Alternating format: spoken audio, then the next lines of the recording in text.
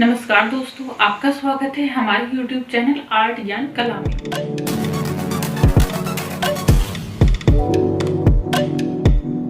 आज हम आपको पढ़ाएंगे कालीबंगा। चलिए, क्या पढ़ाएंगे आज हम आपको? कालीबंगा के बारे में बताएंगे। कालीबंगा दोस्तों, कालीबंगा कालीबंगा का क्या अर्थ है?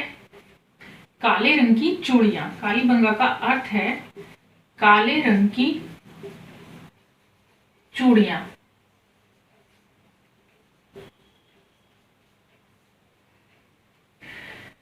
अब बात आती है, इसकी खोज किसने की?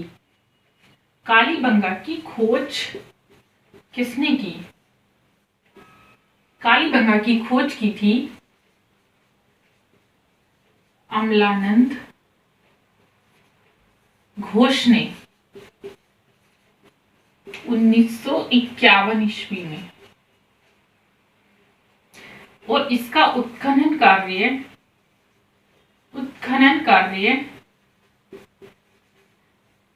बीबी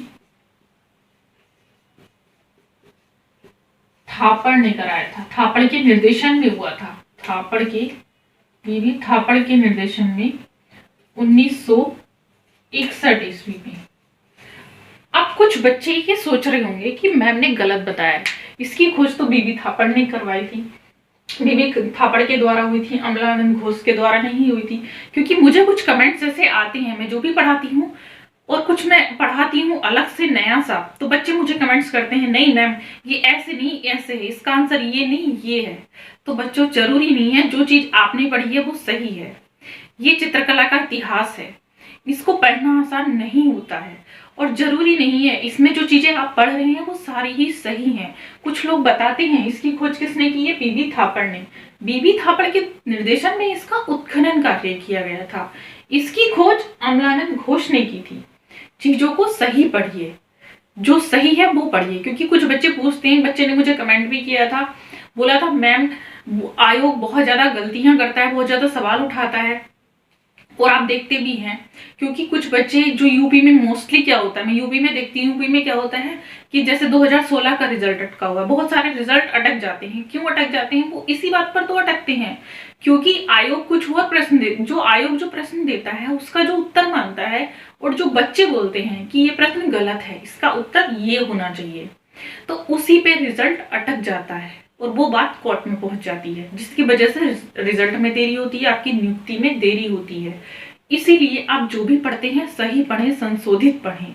इतिहास संशोधित हो रहा है, चित्रकला का जो इतिहास है, जैसे जैसे चीजें आगे पता चल रही हैं वो चीजें सही हो रही हैं, लेकिन आपने पुरानी पढ़ रखी हैं तो उनको थोड़ा सा बदलिए। चित्रकला के इतिहास में जो चीजें हैं वो कुछ चीजें अब बदल चुकी हैं, तो उनको बदल कर ही पढ़िए, ना कि उनको पुराना पढ़िए। अगर पुराना पढ़ेंगे तो जो अब नहीं ले पाएंगे, क्योंकि जो पुराना है वो अब गलत माना जाता है।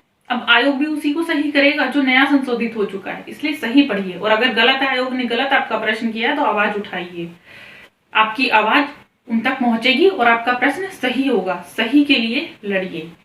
चलिए, अब हम दूसरी चीज बताते हैं, ये कहाँ है, इसका स्थान बताते हैं। इसका स्थान है राजस्थान के हनुमानगढ़ जिले में। राजस्थान के हनुमानगढ़ जिले में। अच्छा, मैंने आपको यहाँ ये बताया था कालीबंगा का अर्थ है काले रंग की चूड़ियां। तो ये इसका अर्थ कह लीजिए, या फिर इसका नाम ही, इस स्थान का नाम ही इसलिए रखा गया है क्योंकि यहाँ पर काले रंग की चूड़ियां मिली हैं। क्या मिली है? काले रंग की चूड़ियां ज्यादा मिली है। सैंधव सभ्यता में चूड़ियां तो अधिकतर स्थानों से मिली है, मोस्टली जगह से क्या हुआ है, चूड़ियां मिली हैं, लेकिन यहाँ पर काले रंग की चूड़ियां ज्यादा मिली हैं, इसलिए इसको कालीबंगा भी कहा जा सकता है। क्योंकि कालीबंगा का अर्थ ही काले रंग की चूड़ियां हैं, इसीलिए इसका नाम कालीबंगा रखा गया है। अब बात आती है यहाँ से हमें किस चीज के साक्ष्य मिलते हैं। तो सबसे पहले बात आती है यहाँ पर हड़प्पा, मोहनजोदड़ो, बाकी सब की तरह से जो भवन बनाए गए थे वो भवन पकी हुई ईंटों के नहीं थे। यहाँ की जो दीवारें थी वो कच्ची ईंटों की बनी थी, बस यहाँ का जो फर्श था वो अलंकृत ईंटों से बना था। किससे बना था? अलंकृत ईंटों से, इतना याद रखेंगे। और यहाँ पर हमें क्या क्या मिला है, देखिए यहाँ पर हमें मिला है सैंधव सभ्यता में कालीबंगा की जो सबसे बड़ी उपलब्धि है वो है एक जुते हुए खेत का मिलना, एक जुते हुए खेत का मिलना। एक जुता हुआ खेत यहाँ पर प्राप्त हुआ है, उसके साक्ष्य हमें प्राप्त होते हैं। दूसरी चीज यहाँ पर हमें क्या मिलता है, यहाँ पर चना और सरसों दो फसलों को एक साथ उगाने के साक्ष्य भी हमें यहाँ से मिलते हैं। चना और सरसों को दोनों को एक साथ उगाया गया है, उसके साक्ष्य हमें यहाँ से प्राप्त होते हैं। तीसरी चीज यहाँ पर क्या मिलती है, यहाँ पर आपको तांबे की काली चूड़ियां भी मिलती हैं। क्या मिलती है? तांबे की काली चूड़ियां। और मैं यहाँ मेंशन कर देती हूँ, तांबे की काली चूड़ियां। और क्या मिला है? अग्निकुंड मिला है, अग्निकुंड, वेदिकाएं जिसमें यज्ञ किया जाता था, तब उस काल के लोग यज्ञ करना जानते थे या यज्ञ करते थे। क्या मिला है यहाँ पर? अग्निकुंड, वेदिकाएं, तांबे की काली चूड़ियां मिली हैं। और उस समय भी भूकंप आने के साक्ष्य हमें मिलते हैं, भूकंप के साक्ष्य भी हमें यहाँ से प्राप्त होते हैं, भूकंप के साक्ष्य भी हमें यहाँ से प्राप्त होते हैं। और यहाँ से एक चीज और मिली है, चलो मैं ऊपर लिख देती हूँ, यहाँ पे बेलनाकार तंदूर भी हमें मिला है। क्या मिला है? बेलनाकार तंदूर, बेलनाकार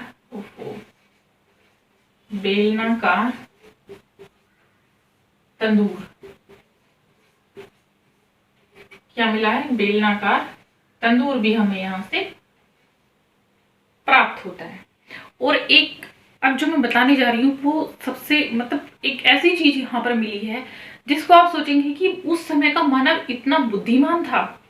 वाकई दोस्तों, उस समय का मानव बहुत बुद्धिमान था। और उस समय के मानव ने, उस पर हमें एक ऐसे साक्ष्य मिलते हैं, एक कब्र से हमें एक बच्चे की खोपड़ी पे 6 छेद का साक्ष्य प्राप्त होता है, जिससे हम ये पता लगा सकते हैं कि उस समय भी शल्य चिकित्सा की पक्के प्राचीनतम साक्ष्य की खोज हो चुकी थी, या प्राचीनतम साक्ष्य जो है वो वहां से हमें प्राप्त होते हैं। एक बच्चे की खोपड़ी में, कब्र से एक बच्चे की खोपड़ी मिली है जिसमें 6 छेद का अनुमान लगाया जाता है, उसमें 6 छेद थे, जिससे ये अनुमान लगाया जाता है कि उस समय भी शल्य चिकित्सा प्रारंभ हो चुकी थी, जिसको आप सर्जरी कहते हैं। उस समय भी सर्जरी की जाती थी। अब देखिए आप, कितने साल पहले, तब भी सर्जरी शुरू हो चुकी थी। तो यहाँ पर याद रखेंगे, एक बच्चे की खोपड़ी में कितने छिद्र मिले हैं? 6। या मैं इसको ऐसे लिखती हूँ, शल्य चिकित्सा। आप ये याद रखिए, शल्य चिकित्सा की शुरुआत हो चुकी थी। शल्य चिकित्सा भी उस समय के लोग जानते थे। शल्य चिकित्सा मतलब सर्जरी, ठीक है। तो ये देखिए, ये था कालीबंगा। कालीबंगा में कितनी चीजें वहां पर उस समय हमें प्राप्त होती हैं और क्या क्या हमें वहां पर मिलता था। शल्य चिकित्सा भी उस समय हो चुकी थी। दोस्तों, कालीबंगा में जो भी आपको समझ में नहीं आया है, जो भी आपके डाउट हैं, वो आप पूछ सकते हैं। उसके बाद हम आपको नेक्स्ट टॉपिक में मिलेंगे। तब तक के लिए धन्यवाद। हमारे चैनल को लाइक करना ना भूलें, सब्सक्राइब करें और कमेंट करें।